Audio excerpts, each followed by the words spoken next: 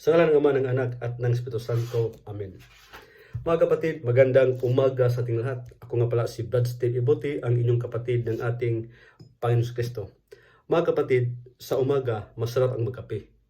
Pero mas masarap mga kapatid kung sa ating pagkakape, isama natin ang ating Panginoon.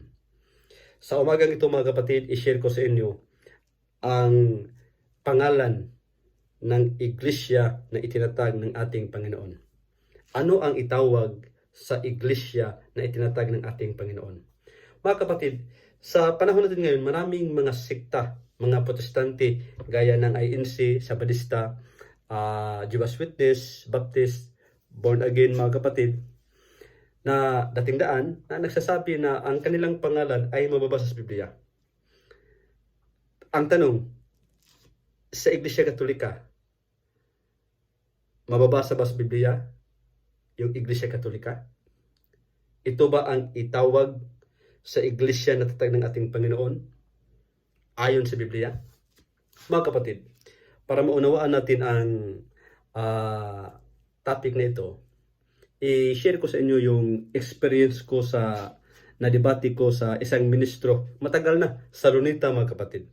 Matagal na. Ang topic namin, True Church. Ministro ni Manalo. Ministro ng INC 1914. Ang topic namin mga kapatid ay True Church, tunay na iglesia. Isa sa mga tanong na binabato niya sa akin ay ganito. Saan mababasa sa Biblia na ang iglesia na itinatag ng ating Panginoon ay tatawaging Iglesia Katolika? Litra po litra. Mga kapatid, bago ko sinagot ang kanyang tanong, nag-address muna ako sa moderator. Mr. Moderator, I have 1 minute to answer his question. Mga kapatid, every time na makipag-dialogue ako, yung 1 minute, mga kapatid, na rules, isama ko yan lagi. Kasi, lalo na sa mga ministro, mahilig sumausaw. Hindi lahat ng tanong mga kapatid, kahit sabihin mong categorical, hindi lahat ng tanong categorical, sagutin mo categorically. Kasi kailangan mong i-qualify Kailangan mong i-explain. Nasa Nehemias 8, versikulo 8, binasa nila at in-explain nila para makuha ang kahulugan. Nehemias 8, versikulo 8. So, ang ginawa ko mga kapatid, naka-address muna sa moderator, I have 1 minute to answer his question. Then sa ministro naman, ministro, sagutin ko yan ang tanong mo. Pero please lang, huwag kang sumabat. Huwag kang sumausaw habang nagsasalita si Brad Steve. San Mateo 6:8, ang sabi ng ating Panginoon mga kapatid, itatayo ko ang aking iglesia. Itatayo ko ang aking iglesia. Ngayon, to be honest, sa San Matthew 16:18, iglesia lang ang binanggit ng ating Panginoon. Walang pangalan. Hindi siya nagbigay ng pangalan sa San Matthew 16, versikulo 18. Ngayon, kung i-connect natin ang San Marcos 11:17, mga kapatid, ito ang ating mababasa. San Marcos 11:17. Hindi baga nasusulat, ang aking bahay ay tatawaging bahay panalanginan para sa lahat ng bansa. Anong itatawag? For all nation, para sa lahat ng bansa. Mga kapatid, ang for all nation has two meaning, international at saka universal. Catholic means universal. Ano ang Catholic means universal. So, nababasa sa Biblia na ang iglesia ng ating Panginoon ay tatawaging for all nation. Mga kapatid, insakto, 1 minute ang ating sagot sa kanya. Pero mga kapatid, sa sagot na yun, hindi niya tinanggap. Ang sabi niya na, ang tanong ko, litra po litra. Sabi ko sa kanya mga kapatid na, Brad, yung tanong mo, nasagot ko na yan. Ayaw mo lang sa sagot ko. Gusto mong ipabasa sa akin yung Katolika, na yun ang itinatag ng ating Panginoon. Okay, sagutin ko yan uli, babasahin ko sa Biblia, pero ang tanong, gusto ko lang i-confirm, naunawaan mo ba ang salitang Katolika? Sabi niya sa akin, hindi oras mo sa pagtatanong. Ang papel mo lang ang sumagot sa tanong ko. hindi mo panahon sa pagtanong. Sabi ko sa kanya na, Brad, sa Biblia, si Kristo tinatanong. Pero, yung sagot ni Kristo sa nagtatanong sa kanya ng mga Parseyo, ay sinasagot niya sa pamamagitan din ng tanong. Kaya ang pagtatanong ko sa iyo na naunawaan mo ba yung word Catholic, to confirm na ikaw na nagtatanong, alam mo ba yung tanong mo? Alam mo ba yung mga tanong mo sa akin? Halimbawa, saan mababasa sa Biblia yung word Catholic? The word Catholic. Alam mo ba ang meaning ng Catholic? So, kung alam mo, anong ibig sabihin? Mga kapatid, hindi sumagot. Hindi mo oras sa pagtatanong. Alam ko. Kaya ang sagot ko, sa pamamagitan din ng tanong. Nasa Biblia yan. Si Kristo, mga kapatid, tinatanong ng mga Parseyo kung saan galing ang kanyang otoridad. Pero bago sinagot ito ni Jesus, mga kapatid, tinatanong niyang, binabalik niya yung tanong na yan sa mga Parseyo. Sabi ng ating Panginoon, yung kay Juan Bautista, sino ang nagbigay sa kanya ng otoridad? Sa Diyos o sa mga tao? See? Di ba? So, ano mga kapatid, si Kristo handang sumagot sa tanong. Kaya lang, gustong i-confirm ng ating Panginoon. Yun ang ginagawa ko.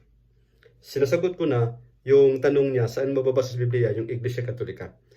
Tapos, nung second time na itinanong niya muli sa akin, doon ko na i-confirm sa kanya, naunawaan mo ba ang salitang Katolik? Mga kapatid, hindi sumagot kasi alam ko na alam niya, alam nating lahat. Ang salitang Catholic, mga kapatid, galing sa Grego na yung iba, Katolikos, Kataholos, Catholis, pareho lang yun siya. Ibig sabihin, for all nation, whole, laganap sa buong mundo. Ito ang meaning ng Catholic. Catholic means universal. Ngayon mga kapatid, sa San Marcos 11:17, ang aking bahay. Ano ang bahay? Sa 1 Timothy chapter 3 verse 15, ito ang ating mababasa. Ngunit kung ako'y magluwat ng mahabang panahon ay upang maalaman mo kung paano ang dapat sa mga tao na ugaliin nila sa bahay ng Diyos na siyang iglesia ng Diyos. Ano ang bahay ng Diyos? Na siyang iglesia ng Diyos. So mga kapatid, nung sinabi ng ating Panginoon, ang aking bahay, o iglesia, ang aking iglesia, o bahay, ay tatawaging bahay panalaginan para sa lahat ng bansa. For all nation. Ito ang itatawag mga kapatid, for all nation. Ang for all nation mga kapatid, international at saka universal. Kaya mga kapatid, nung panahon na, nung ako'y nagtatanong sa kanya, ayon sa San Marcos 11:17, ano ang itatawag sa kanyang bahay o iglesia? For all nation o iglesia ni Kristo? Mga kapatid, biglang nag-react. Sabi niya na, hindi issue dito ang iglesia ni Kristo. Ang issue dito yung iglesia Katolika. Sabi ko sa kanya mga kapatid, Brad, ministro, wala akong pakialam sa inaniban mo, yung iglesia ni Kristo 1914. Ang tinutukoy ko na iglesia ni Kristo, yung Roma 16:16. Kasi binabati kayo sa lahat ng mga iglesia ni Kristo. Kasi may mga ibang sikta na kumuha nito ginamit ito Pero sa mga sikta na yan na kumopya sa nakasulat sa Biblia, wala akong pakialam sa kanila. Sagutin mo lang ang tanong ko. So, comparison ito sa Roma 16:16 sa San Marcos 11:17. Tanong. Ayon sa susulat, ano ang itatawag sa bahay o iglesia ng ating Panginoon na itinayo niya sa San Mateo 16:18? For all nation o iglesia ni Kristo sa Roma 16:16? Mga kapatid, hindi yan ang isyu. Lagi niyang sinasabi, hindi yan ang isyu. Anong hindi yan ang isyu? Ang topic naman natin dito, yung Iglesia Katolika, na siyang Iglesia ni Kristo. Yung Iglesia ni Kristo, ang Marcos 11:17 ay tatawaging for all nation. Mr. Moderator, ang tanong ko, binabase ko sa San Marcos 11:17. Ang aking bahay o iglesia ay tatawagin. Anong itatawag? For all nation. For all nation. Kaya mga kapatid, ang tanong ko sa kanya, anong itatawag? For all nation o iglesia ni Cristo? Mga kapatid, hindi kahit anong pilit mo, ayaw sumagot mga kapatid. Kasi alam ko na naiipit na siya. So meaning to say mga kapatid, ang for all nation, meaning Catholic. Catholic. Ayun, bakit ginamit ito ni St. Ignatius? Magtataka ka mga kapatid. Ginamit ni St. Ignatius ang the word Catholic. Okay? Pero during his time, maraming mga bishop, maraming mga Kristiyano, bakit walang nag-react? Bakit walang nagreklamo mga kapatid during his time? Panahon ni St. Ignatius mga kapatid, bakit walang nagreklamo? Kasi nga mga kapatid, bago na isulat ang Biblia, bago na isulat ang New Testament, lalo na kay San Marcos, bago na isulat yun mga kapatid, ipinapangaral na ng mga apostol na ang iglesia na tatag ng ating Panginoon ay tatawaging Katolika or for all nation. Saan mabasa? Basahin natin ang San Mateo 28:19 mga kapatid. San Mateo 28:19.